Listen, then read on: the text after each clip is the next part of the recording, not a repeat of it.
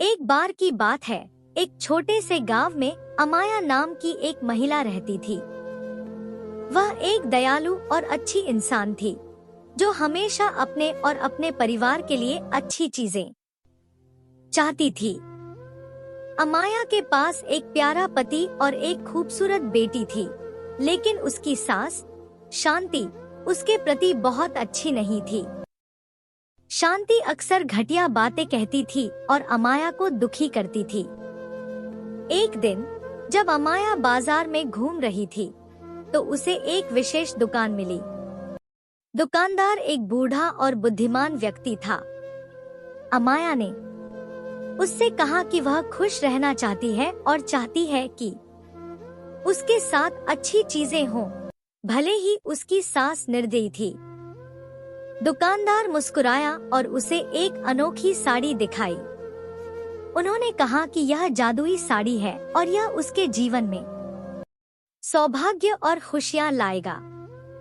अमाया ने जादुई साड़ी खरीदने का फैसला किया और तुरंत उसे पहन लिया।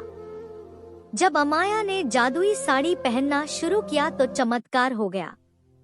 उसकी सास अमाया के साथ बुरा बर्ताव करने की बजाय उसके साथ प्यार और सम्मान से पेश आने लगी।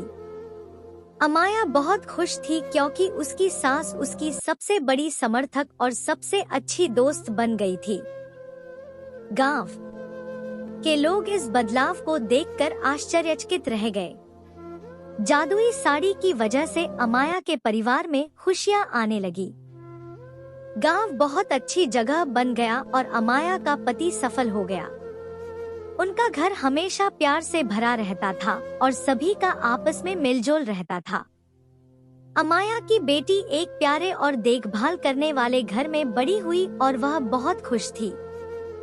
जादुई साड़ी की कहानी दूर दूर तक फैल गई और लोगों को दया और क्षमा का महत्व सिखाया।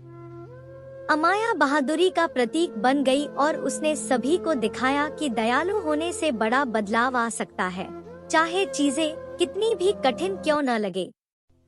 और इस तरह जादुई साड़ी के साथ मिलने वाली अच्छी चीजों का आनंद लेते हुए गांव हमेशा खुशहाल रहने लगा।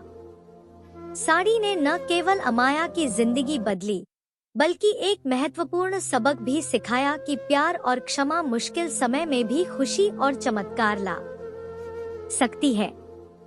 दूसरों के प्रति दयालु होने से हम उनके और हमारे जीवन में भी खुशियां ला सकते हैं।